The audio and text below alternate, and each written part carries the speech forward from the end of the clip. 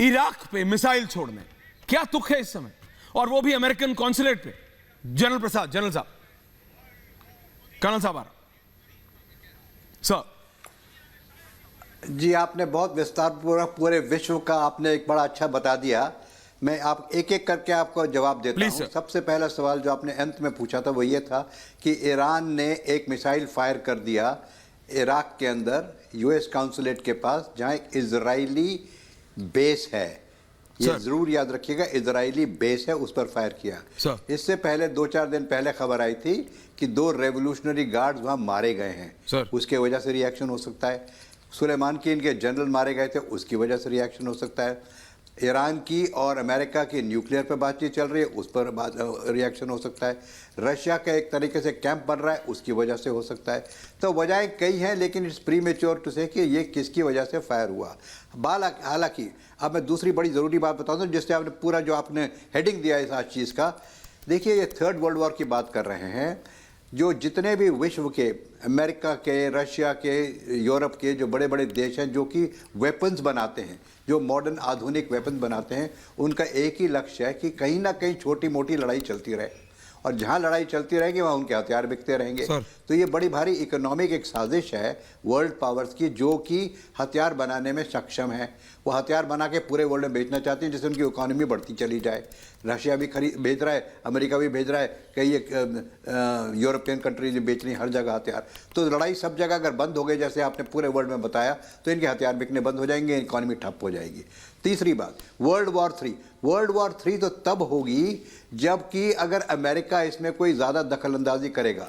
अगर आप आज के बयान देखें बीडन साहब के, बीडन साहब ने कहा 3rd वर्ल्ड वॉर तो कोई मतलब ही नहीं है, there is no question of 3rd world war. हम बाहर से तालियां बजाते रहेंगे, बाहर से एड देते रहेंगे, 12,000 ट्रुप्स भी हम कहीं भेज रहे हैं यूरोप में, तो ये सब चीज़ें चलती रहेंगी, लेकिन 3rd वर्ल्ड वॉर की बात मत कीजिए, इसकी हम पक्ष में नहीं हैं। तो 3rd वर्ल्ड वॉर को तो एकदम किनारे में रख दीजिए।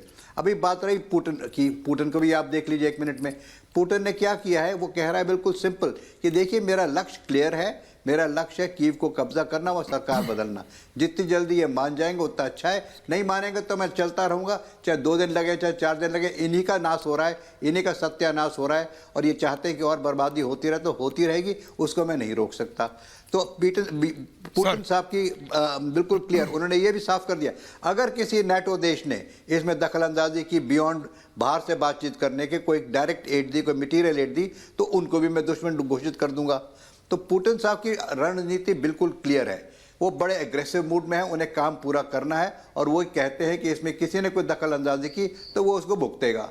अब अमेरिका एक बीगी बिल्ली सा बैठा रहता है, कुछ ना कुछ बोलता रहता है, साथ में ये बोल रहा है कि जी हम 3rd वर्ल्ड वॉर के तो उसमें नहीं है।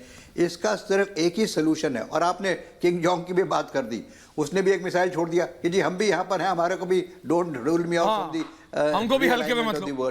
सर आप पूरे वर्ल्ड वॉर के बारे में आप बता रहे हैं सर, सारा का सारा पूरा समीकरण। मैं सिर्फ इतना बता रहा हूं सर, ये जो वर्ल्ड वॉर 3 की बात हो रही है, जो पहला विश्व युद्ध और दूसरा विश्व युद्ध था, उसके बारे में भी मैं सिर्फ पूरा बता देना चाहता हूं कि 1914 से 1918, 1939 से 1939 से 1945, लेकिन 2022 में तीसरा विश्व युद्ध कोई चाहता नहीं है कर्नल लैन। एक कॉल का सवाल है सिर्फ, मैं बार बार ये कहता हूं, सिर्फ एक फोन कॉल, बाइडेन और Putin, they need to talk. और आजकल कोई ऐसा भी नहीं है कि साहब सिर्फ हॉटलाइन पे बात होंगे, ये सब नए एज के नेता हैं, मोबाइल पे भी बात कर ले, लेकिन करेंगे नहीं। कर्नल लैन, दुनिया पर तबाही दस्तक देने को तैयार है सर,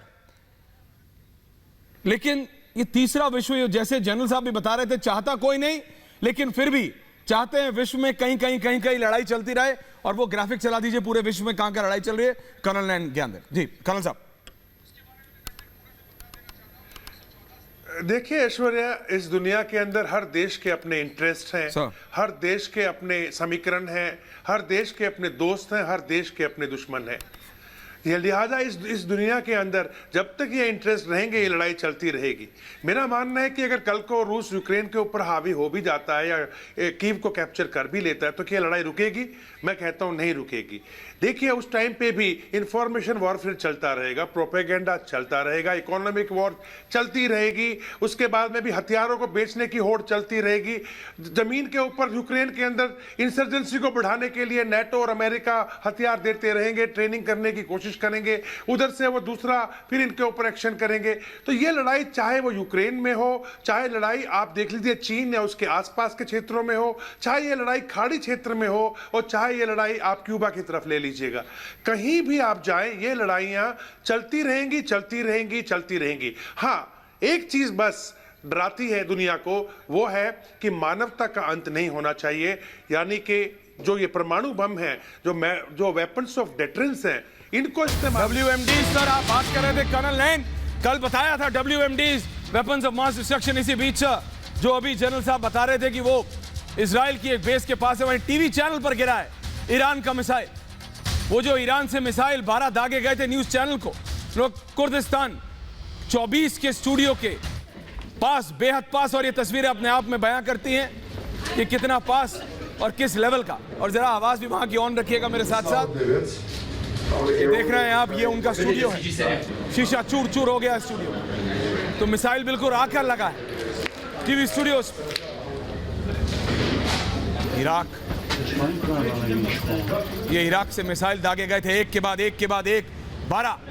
और ये हालत देखिए, ये हालत देखिए, ये यूक्रेन नहीं है, ये यूक्रेन नहीं, ये इराक। ईरान ने जो दागे मिसाइल वो कहां कहां 12 अलग अलग जगह दिखाए, हम सब आपको दिखाए। वहीं पे एक नहीं, माफ कीजिएगा, 2 मिसाइल इसी टीवी स्टेशन के पास आके गिरे, उसकी तस्वीर हम आपको दिखा रहे हैं।